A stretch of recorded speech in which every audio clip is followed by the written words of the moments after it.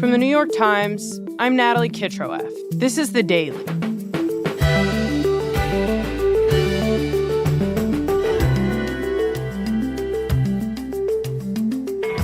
Capitol Hill is still closed for business as the government shutdown heads into week 2. We're 6 days into the government shutdown, and the Trump administration is capitalizing on the moment. Far from working to end the shutdown, Donald Trump is using it as an excuse to ramp up his slash and burn cuts to the government. By freezing billions of dollars in spending in cities and states run by Democrats, and threatening to lay off thousands of government workers. So who is the man who appears to have the high trust of President Trump and gets to decide which federal workers will stay and which will go? The man at the center of that push to dismantle and reshape the American government, Russell Vought. Russell Vought. Who is Russ Vought? Is White House Budget Director Russel Vought. Today, my colleague Coral Davenport explains how Vought, a once obscure bureaucrat who worked on Project 2025, became one of the most influential figures in Washington.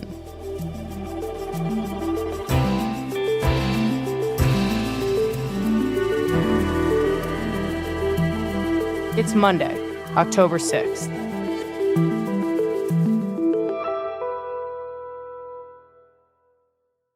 Coral, Russel Vought is someone I've generally been aware of, but right now, because of the shutdown, he has taken on much more of a protagonist role in the Trump administration. Everyone seems to be talking about him.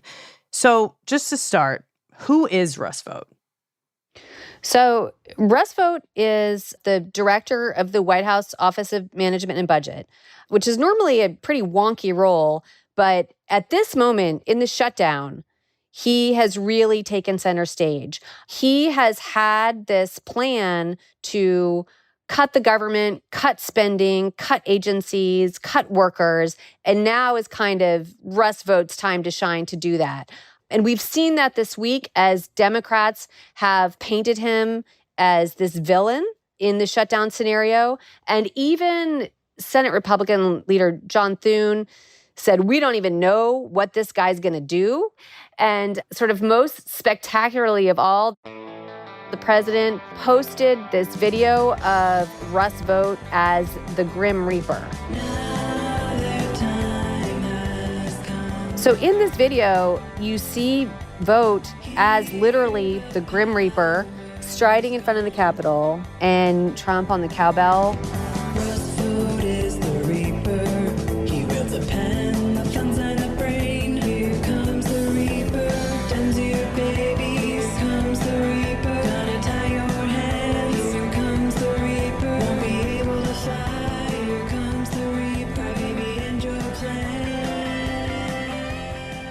They sing like, now the time has come, their power's gone.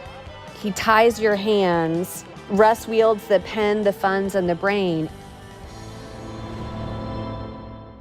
You know, this video is nuts, but it's also sort of the core of it is really accurate. In so many ways, that's what's going on right now. The plan that Russ Vought has been putting in place is about taking power away from Congress, tying the hands of Congress, bringing the power over to the White House, to the president. So, you know, it's like this crazy internet meme that is kind of spot on. Okay, so setting aside the question of whether we can fact check the AI imagery in this truly wild video, you're saying it accurately assesses Vaught's role. Absolutely. I mean, normally the role of the White House budget director is just this very kind of behind the scenes job that's really about taking the president's policy agenda and translating it into a budget. Vought does far more than that. He is really using the role as an agenda setter itself. He has spent years preparing this vision for the entire federal government. And I should say, this comes from a place of thinking of the federal bureaucracy as something that is deeply problematic. He calls it woke and weaponized, and he really thinks that the federal government is the problem. Mm-hmm. And I should say another thing that comes up in my reporting a lot is the word nerd. He really is this like hardworking policy nerd who is focused his whole career on this objective of smaller government with less spending and less workers. He's such a true believer. He even named his dog Milton for Milton Friedman, the free market economist. Wow. And now he has met this moment of shrinking federal government. Okay, you described him as a true believer. How does he arrive at those beliefs? How does he get to where he is now on this mission to radically change the shape of government? Natalie, I have spent weeks and weeks of reporting trying to get at that. And I should say that Russ Vought did not grant me an interview for this piece, but I have read hundreds of pages of his writings. I've listened to hours and hours of his podcasts. I talked to between 30 and 40 people who are kind of in his orbit and have worked with him and know him and are his friends. And what kind of came up is someone who really has believed this for a very, very long time. I've spent my entire career caring about taxpayers and families. He talked about that in his very first Senate confirmation hearing. I come from a blue-collar family. I'm the son of an electrician and a public school teacher. He grew up in a conservative, religious, blue-collar family. He is the youngest of 7 children, grew up in Trumbull, Connecticut. His father, interestingly, was a union electrician, and he was a Marine Corps veteran. Mm-hmm. His mother was a public school teacher. In both of those cases, I don't think of that as being something that would lead you into trying to work to minimize government. But he has described how his parents worked incredibly hard to support him and his siblings. I know what they went through to balance their budget and save for the future. My parents worked really long hours to put me through school, but they also worked long hours to pay for the high levels of government in their own life. I think he really genuinely sees the burden of paying for taxes and government as weighing so heavily on families like his own. My old boss called them the wagon pullers in our country. Others have referred to them as the forgotten men and women. They have always been my test for federal spending. Did a particular program or spending increase help the nameless wagon pullers across our country working hard at their job, trying to provide for their family and future without the luxury of watching C-SPAN at that particular moment to know that we might increase their burden at that minute?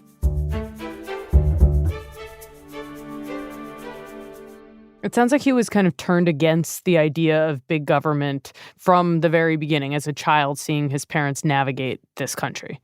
Yeah, and you really see that through line. As soon as he graduated college, he went straight to Washington and got a job working for Senator Phil Gramm, a Texas Republican who was at the time known as this icon of fiscal conservatism, fiscal austerity. And I talked to Phil Gramm about Russ Vought, and he said something interesting. He said, usually, people come to work for me because they really want to come and work for me, that they're really sort of driven by this idea of slashing government. And I asked him, what he remembered about Russ Vought.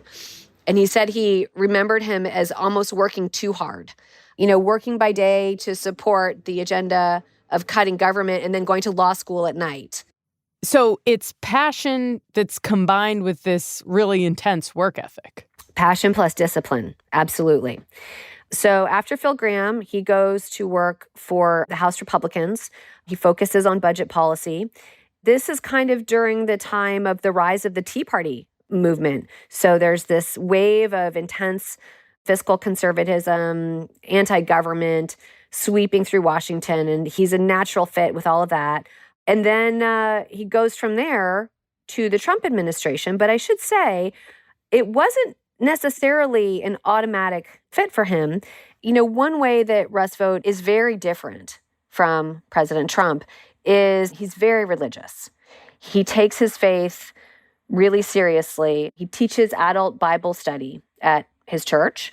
And before joining the first Trump administration, he actually thought about kind of leaving the world of Washington policy and going to seminary and studying to be a pastor. Russ Vought doesn't curse. President Trump has a foul mouth. He refers to Christians in the third person. I think just culturally, there was some discomfort with that fit. But in the end, the call of the White House won out, and he joins the first Trump administration. He's there from the very beginning. And what does he do in that first Trump term? Washington has a spending problem, and it endangers the future prosperity of our nation for generations to come. So he enters the first Trump administration as deputy budget chief. By the end, he's running the whole office.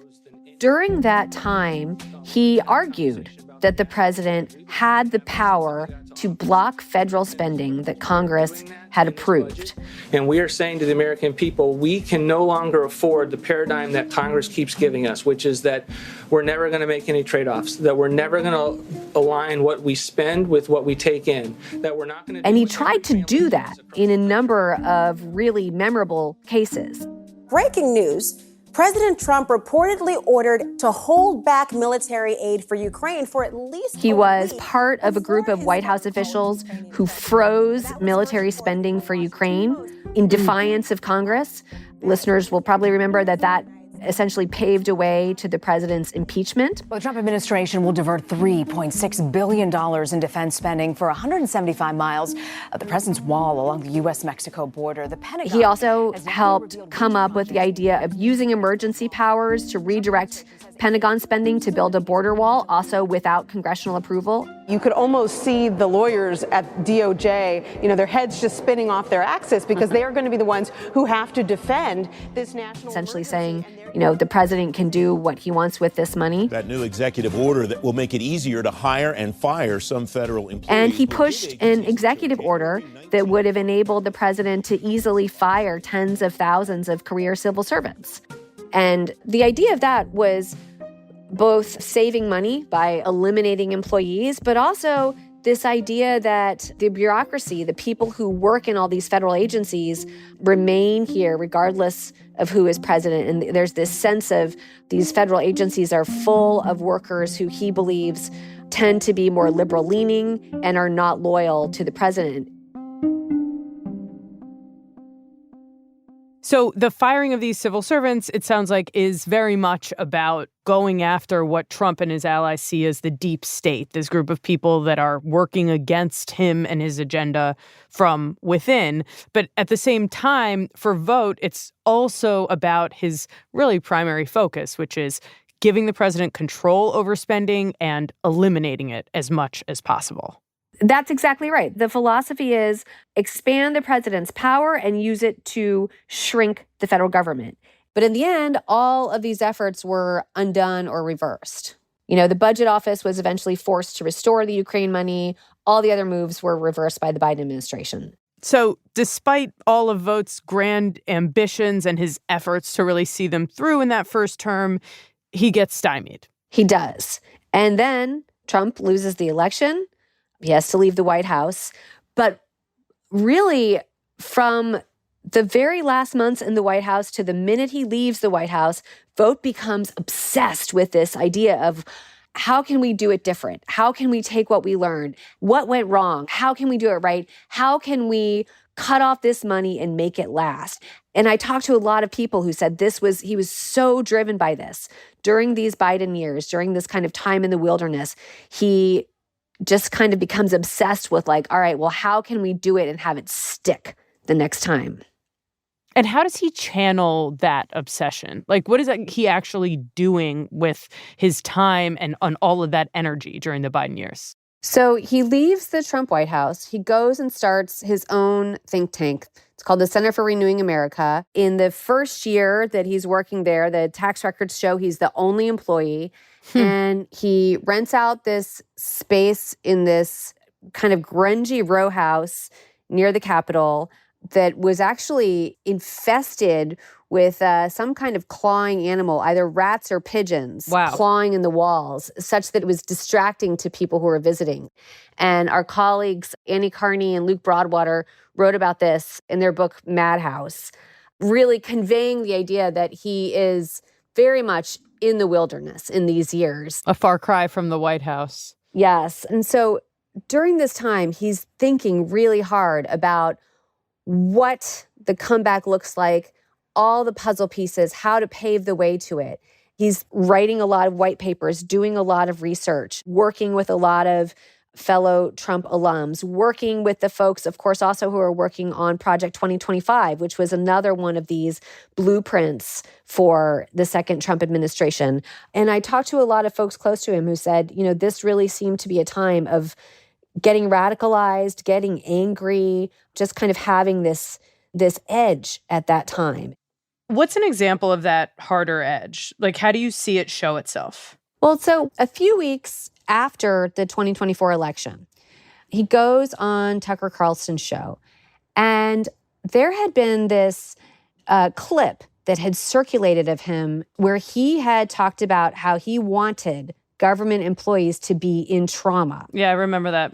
So Tucker asks him about it, and he leans into it. One of the arguments that they're using in the press against me right now is they say, he called for trauma within the bureaucracies. Yeah, I called for trauma within the bureaucracies. The bureaucracies hate the American people. He embraces it. He says, yeah, I want government employees to be in trauma. You go every agency, and it's not just big government, it's weaponized against the country. Of course. And so, yeah, I would want to provide trauma against that bureaucracy in a way that frees the American people from the people that have assumed the type of power that the Constitution and no law, no public debate ever gave them. And in that same interview, he also lays out how he is going to get this done. He's got a very specific legal strategy in mind for how to cut the government, dismantle these agencies, and get rid of these employees. And that legal strategy is centered on this idea of impoundment. Bring back the notion of impoundment. And this is something that... Of what? Of impoundment.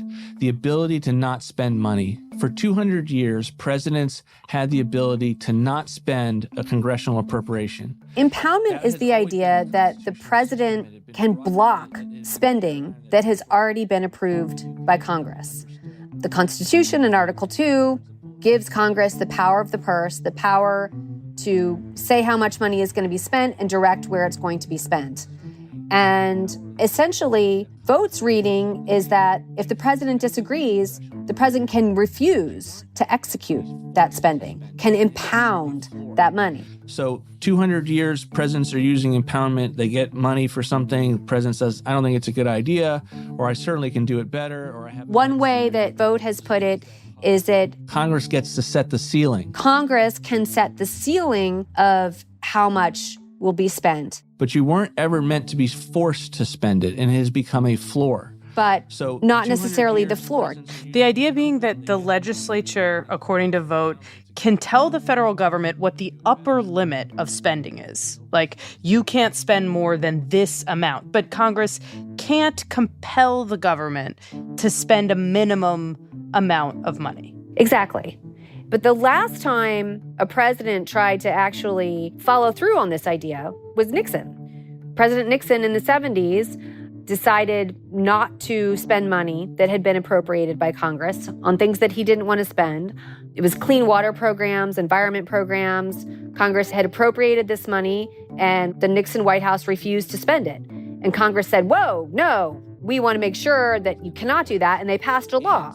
They passed the Impoundment Control Act, which was really the Impoundment Elimination Act. Called the Impoundment Control Act. And I believe, as a budget guy, that was the original sin on why we can't do anything fiscally from that moment on. It's also why we. But Russ Vought thinks that the Impoundment Control Act, that law is unconstitutional. Impoundment is vitally important, not just to save the country fiscally.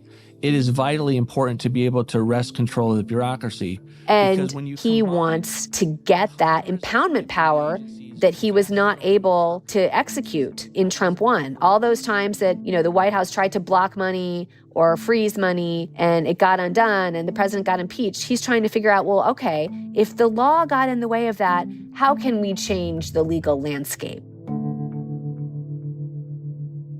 So what he wants to do is intentionally set up legal fights over the Impoundment Control Act that will eventually go to the Supreme Court, where people close to him have said He is supremely confident that the Supreme Court will eventually either overturn the Impoundment Control Act or essentially determine in some way that the president has constitutional authority to block this spending.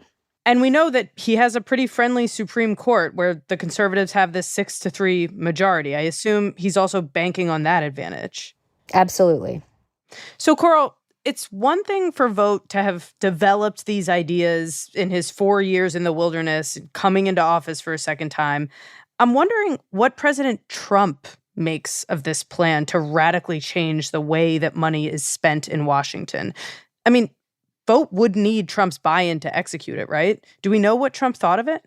Well, Vought is very much a loyalist and a good soldier who has been there with Trump from the very beginning. And an interesting thing about what Vought wants to do is that he really is, again, deeply driven by fiscal austerity and cutting budgets, which is an issue that the president does not particularly care about. But the president sees in Vought and in this plan something that can give him a lot of power. And I think that for Vought sees Trump, when president, as someone who can help him realize this vision of much smaller government. So both President Trump and Vought believe that there should be more power concentrated in the hands of the presidency. They have different reasons.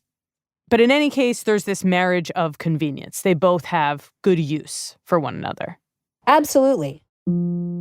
And so then we get to this moment where Trump and Vought are heading back to the White House. Vought has done all of his homework. He is so prepared. He has plans and blueprints and contingencies, and he has mapped it all out. He has a 360-degree vision for how it's all going to go, and he's ready to go into the White House and realize it.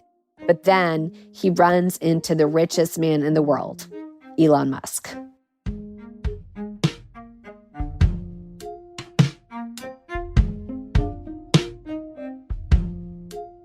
We'll be right back.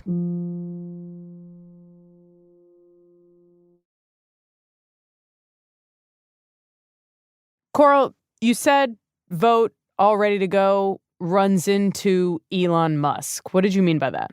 Well, Musk had contributed more than any other donor toward the reelection of President Trump. He's the richest man in the world. And of course, he came in with this idea of what would become Doge, this move fast and break things, tear up the federal government. And Vought very much had his vision. They both envisioned, clearing out all the inefficiencies and streamlining the government. But beyond that, the practice of how, in fact, to do it was profoundly different. How so? Because it does seem like the two might be rowing in the same direction, being kind of philosophically aligned on this issue. Absolutely. But, the way one person put it to me is like, Vought did all his homework. Musk did not do it at all. Vought had to be brought in to help brief Musk on how the government works. And Musk came in and he had all this money and he had access to the president and he was kind of given free rein to do what he wanted. And in many ways, at least at the beginning, Vought was not sort of in the center. He was kind of sidelined. He was extremely frustrated. And what Musk was doing drove Vought crazy. Can you give us an example just of what the kind of frustration of Vought actually looked like? I mean, when did Musk get in his way? How exactly? Sure. So early on in the Doge era, Doge informed all federal employees that every Friday they had to send an email listing 5 things that they had accomplished that week. But the basic process by which that email had been sent out was not legal. And there's a lot of federal agencies where people work on things that cannot be publicly disclosed. It's the kind of thing you could probably send out in a private company, but in the federal government, it set off all these legal tripwires, caused all these problems. And crucially, what Doge was doing was sparking off a lot of litigation that Vought did not want and had not planned. Vought wants litigation. He wants lawsuits, but he has a very specific roadmap of exactly how he wants those lawsuits to go. The Doge was just like breaking stuff and cutting stuff all over the place, doing things that Vought knew were illegal and were causing all this litigation that he didn't even want. It's interesting. You hear a lot that the Trump administration, has tried to do this flood the zone approach of overwhelm your opponents with so many things that they just can't contend with them all. But Vought is really advocating the opposite, it sounds like. I mean, he is wanting a very deliberate plan to be executed. Absolutely. He is the consummate, disciplined executor. In every way, the opposite, I think, of how Musk operates. And that's why once Musk finally blew up with the president and left town, that really is where we have seen the rise of Russell Vought. And what has that rise actually looked like? What's the manifestation of Vought unleashed, unencumbered by Musk? So as soon as Musk leaves, you start to see Vought enact this stepwise approach to legally locking down a lot of the cuts that he wants to put into place. First out, he sends this request to Congress saying, hey, I want you to cut about $8 billion in foreign aid that we don't want to spend, that you've already appropriated. Congress is very uncomfortable with this. Even a lot of Republicans are very uncomfortable with this. So what Vought does is he inserts in that package something that he thinks that will make it irresistible to his fellow conservatives. The proposal would rescind $1.1 billion in funding to the Corporation for Public Broadcasting, which is cuts to the Corporation for Public Broadcasting, which has funded a politically biased public media system that has promoted radical and divisive ideologies at the American taxpayers' expense. And that strategy ends up working. On this vote, the yeas are 216. The nays are 213. The resolution is adopted. And Vought gloated about this. We've talked about defunding Corporation for Public Broadcasting for decades. President Trump's the first one to be able to do it. He said, we budgeteers, we conservatives have tried for years and years to kill the Corporation for Public Broadcasting, and now we've finally done it. So then he escalates this idea of taking the power of the purse from Congress. Today, the president and Russ Vought sent over to Congress a pocket of about $5 billion in rescissions. And what he said is, look, we have about another $5 billion in foreign aid that you, Congress, have appropriated that we don't want to spend. And it's not just $5 billion. It's $5 billion of the absolute worst examples of foreign aid. We're not going to spend it. We're going to cancel it. Unless you vote otherwise by the end of the fiscal year, which is September 30th. Kind of daring them to do this. Daring them to vote against him. Yes, but they didn't do it. And so essentially that allows the White House to kind of roll over them and say, all right, that money is now canceled. There is this congressional watchdog agency, the Government Accountability Office, that says this is absolutely illegal. And what I have been told by people close to Vought is that he would like to see them sue, that's like a lawsuit that he wants to have and take to the Supreme Court because he is so confident that he will win. So it sounds like in this case, Vought has basically gone to Congress and said, look, we're not going to spend this $5 billion in foreign aid that you've already appropriated. Go ahead and challenge us on it. Congress does not challenge the Trump administration on this. And now he's waiting and wanting this watchdog office to bring a legal challenge because this is a way to get the Supreme Court to rule on the issue he cares most about, which is impoundment. Basically, the ability of the president to not spend money that Congress has directed him to spend. Yes. And, I can't say that this is going to be the exact vehicle, but they're definitely trying to line up these cases and kind of line up these moments where they are intentionally pushing against what is seen as the lines of the law in order to engineer such a Supreme Court case. Coral, I want to zoom out and just ask you a question that I've been thinking of as we've been discussing Vought's aims. Is there not a risk that all this work he's done to empower the executive could just make it even easier for the next president to do exactly what Biden did last time, overturn a bunch of this stuff and undo all of Vought's work? Like, what's to stop a powerful Democratic president from just turning back on these spigots that he's turned off? Great question. And he's definitely thought about this, and he's talked about this. We can actually save the country, and that's really what it comes down to. The hour's late. It's not too late, but it's really late. And this isn't. He understands, the people who he's working with very much understand that they're not going to stay in power, that they have a limited amount of time to do what they want to do. If we don't execute, we may never have this chance again.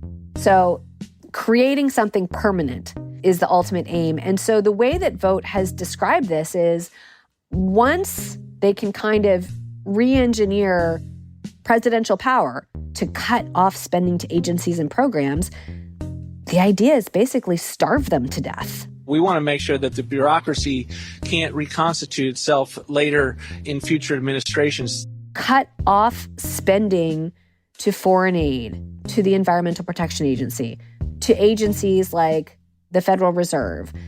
Cut off all this spending so profoundly that even if, a very liberal Democrat president comes in after Trump leaves, these agencies aren't just slimmed down or, somewhat deprived of resources.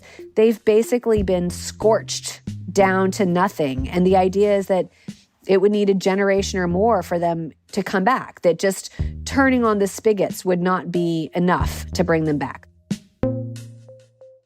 The picture that you've described here, Coral, is one where you have an incredibly meticulous planner, motivated and empowered to carry out a pretty radical vision. And I wonder if we consider what it would look like for Vought to carry this all the way through, for his vision to be fully realized. How do the contours of the American government change in a world where he really implements his plan to the fullest? So Vought has described how he thinks this would look. If you have a radical constitutionalism, and that's really what I've been calling for, given this crazy unconstitutional situation that we're finding ourselves in, if you have a radical constitutionalism, it's going to be destabilizing. He would call it radical constitutionalism. He would say that he is trying to create a world that is what the founding fathers wanted. There are no independent agencies. Congress may have viewed them as such, SEC or the FCC, CFPB, the whole alphabet soup. But that is not something that the Constitution understands. The whole notion of an independent agency should be thrown out. I think we would see independent agencies completely beholden to the White House or not existing at all. But we would also see the powers distributed really differently between the three branches of government, with so much more power seated in the president, where any kind of program, whether it's social, scientific, environmental, no longer relies on that approval by Congress, but really depends forever on whether or not the president wants it to happen. We would see a fundamentally remade three branches of government with a lot more power and authority in the executive and less checks and balances in the other two. I guess I'm wondering whether, as Vought progresses toward that goal, there's a world in which it starts to backfire on him. As he and the administration move to fire thousands of workers, for example, during the shutdown, to slash spending at this time, you'd expect to see a negative economic impact, right? The government is one of the biggest employers in the country. And you've told us Trump isn't as bought in as Vought is on shrinking the government from a philosophical standpoint. So if this plan becomes politically costly for Trump, might that lead to the president abandoning Vought's vision? That is the big question, is what will the political and economic fallout of this look like? I think the man driving the train right now is driven by radical ideological fire and ultimate preparation. But what will happen when the safety net is taken away, when jobs are lost, when people really feel this? When the rubber hits the road. Yeah, I do think there is also a bet from the White House that voters will like this, that voters will want to see government drawn back and removed from their lives. That's what Vought wants to see. I think that if Americans realize they don't like that and that there is a tremendous backlash to the pulling back of all these safety nets, that Trump himself could get cold feet and walk this vision back, and that Vought might not get what he wants. You know, we'll see what the political fallout looks like. Well, Coral, thanks so much. Thank you, Natalie. It was great to be here, as always. We'll be right back.